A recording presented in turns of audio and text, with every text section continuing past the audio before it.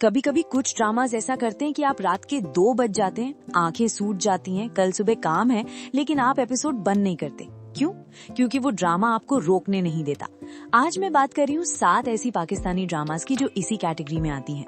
वो ड्रामाज जो एक बार शुरू हो जाएं तो बस एक और एपिसोड की ट्रैप में ले जाती हैं और आप खुद जानते हैं कि ये ट्रैप है, लेकिन फिर भी गिरते हैं। तो चलो शुरू करते हैं। और मैं पहले से वार्न करती हूँ कि इस लिस्ट के बाद आपकी नींद की कोई गारंटी नहीं।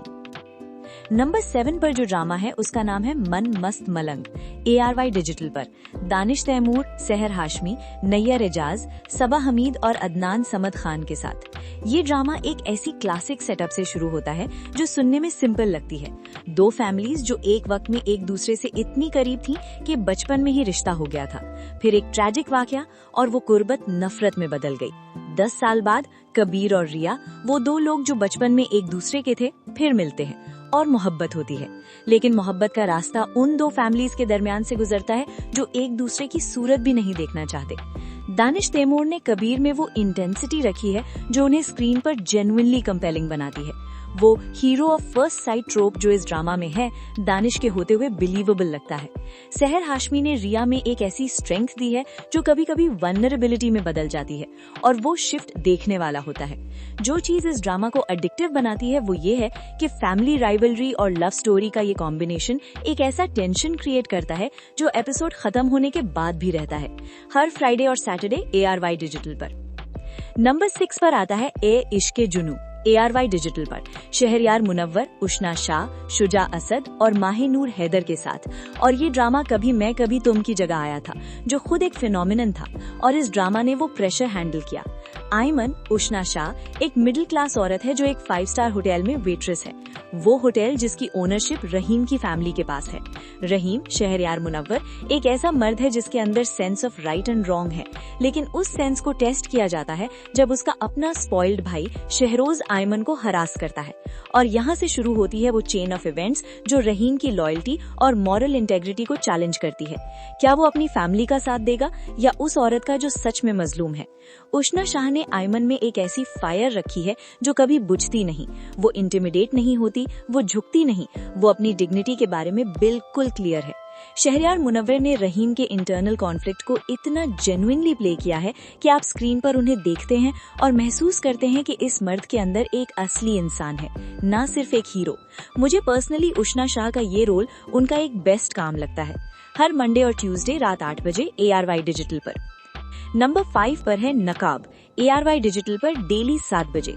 अली अंसारी, हिना तारिक, हुमायूं अशरफ और गना अली के साथ। और ये ड्रामा साइकोलॉजिकल थ्रिलर टेरिटरी में जाता है जो पाकिस्तानी ड्रामा में थोड़ा रेयर है। बिलाल और ईमान, 2 लोग जिनकी जिंदगियां तब डार्क हो जाती हैं जब फैमिली सीक्रेट्स एक के बाद एक सर्फेस पर आने लगते हैं। नकाब का कोर आइडिया यही है कि जो लोग आपके सबसे करीब होते हैं वो कभी कभी वो नहीं होते जो वो दिखते हैं। मास्क, हर कोई एक मास्क पहनता है और जब वो मास्क उतरता है तो जो चेहरा सामने आता है वो आपको तार तार कर देता है। अली अंसारी ने बिलाल में एक ऐसी कम्प्लेक्सिटी रखी है जो एपिसोड बाय एपिसोड डेवलप होती है और हिना तारिक ने ईमान को इतना ग्राउंडेड प्ले किया है कि वो इस थ्रिलर के अंदर एक इमोशनल एंकर की तरह काम करती हैं। हुमायूं अशरफ का तैमूर, वो कैरेक्टर जिसका कर्मा इवेंचुअली सामने आता है, एक जेन्युइनली वेल रिटन एंटागनिस्ट है। जो चीज इस ड्रामा को एडिक्टिव बनाती है वो ये है कि यहाँ ट्रस्ट नो वन एनर्जी है और वो एनर्जी एक बार फील हो जाए तो आप एपिसोड रोक नहीं पाते क्योंकि आप जानना चाहते हैं कि अगली बार कौन अपना असली चेहरा दिखाएगा। नंबर 4 पर है जुड़वा, हम टीवी पर। और ये ड्रामा एक ऐसी कॉन्सेप्ट पे बना है जो अगर गलत हाथों में होती तो गिमिकी लग सकती थी, लेकिन आयना आसिफ ने इस कॉन्सेप्ट को अपने कंधे पर उठाया और बिल्कुल खरा उतरी। डुअल रोल, सारा और जारा, 2 जुड़ी हुई बहनें, एक ही चेहरा लेकिन बिल्कुल उल्टी पर्सनालिटीज। सारा रिजर्व्ड, काइंड, एक ऐसी लड़की जो अपने जज्बात अंदर रखती है। जारा बोल्ड, कॉन्फिडेंट, वो लड़की जो जानती है कि दुनिया उसकी है अगर वो चाहे। अदनान रजा मीर का आदिल उन दोनों के दरमियान है और जो मिसअंडरस्टैंडिंग्स, जो लव ट्रायंगल, जो फैमिली फ्रैक्चर्स इस सिचुएशन से पैदा होते हैं वो सब मिलकर एक ऐसा वॉच क्रिएट करते हैं जो जेन्युइनली अनप्रेडिक्टेबल है। आयना आसिफ ने, और मैं ये बार बार कहती हूँ और मैं हमेशा कहती रहूंगी कि इस ड्रामा में उन्होंने प्रूव किया कि वो सिर्फ एक टैलेंटेड यंग एक्ट्रेस नहीं, वो इस जेनरेशन की एक एक्स्ट्रा ऑर्डिनरी परफॉर्मर है। 2 अलग कैरेक्टर्स, 2 अलग बॉडी लैंग्वेजेस, 2 अलग ways of existing in a scene, और दोनों इतनी ऑथेंटिकली अलग कि आप लिटरली एक बार के लिए भी कंफ्यूज नहीं होते कि अभी सारा स्क्रीन पर है या ज़ारा। ये रेंज, ये कंट्रोल बहुत मैच्योर एक्टर्स में होती है। जुड़वा फरवरी 2025 में शुरू हुआ और मई 2025 में खत्म। अगर आपने नहीं देखा तो अब भी देख सकते हैं और शुड देखना चाहिए।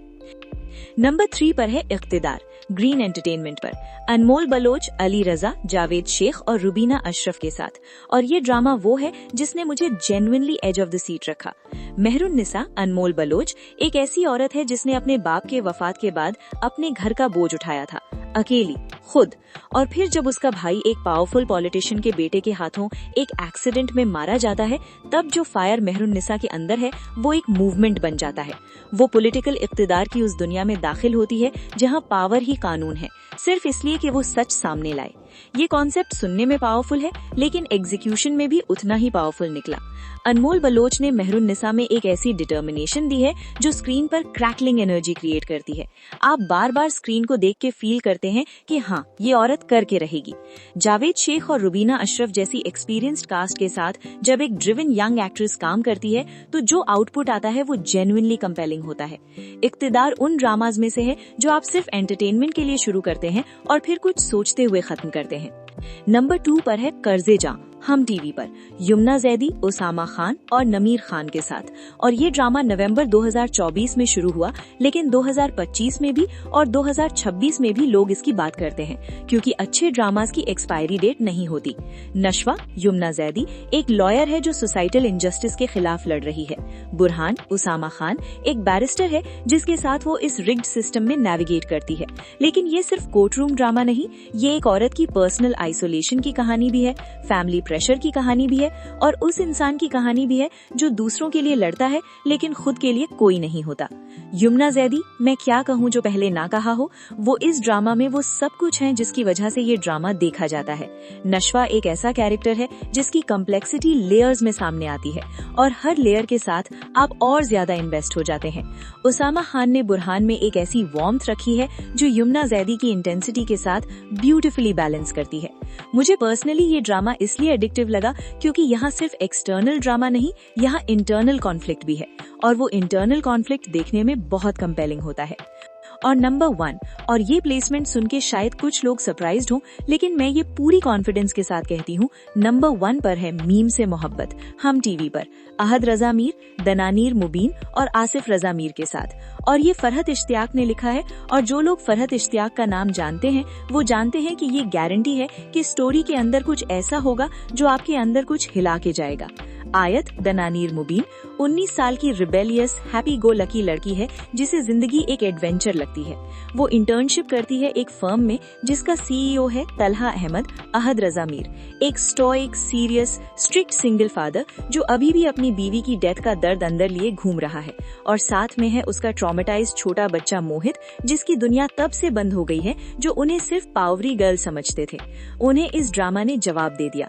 आयत में उन्होंने वो एनर्जी रखी जो स्क्रीन पर इन्फेक्शियस है। आप खुद ब खुद मुस्कुरा देते हैं जब वो सीन में होती है, लेकिन फिर वो मोमेंट्स भी हैं जब आयत सीरियस होती है। नंबर 1 इसलिए नहीं कि ये मोस्ट पॉपुलर था, नंबर 1 इसलिए क्योंकि ये सबसे ज्यादा दिल में घुसा और यही तो एडिक्टिव होने का असली मतलब होता है।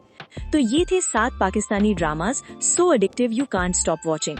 मन मस्त मलंग, ए इश्के जुनू, नकाब, जुड़वा, इख्तिदार, कर्जे जां और नंबर 1 पर मीम से मोहब्बत।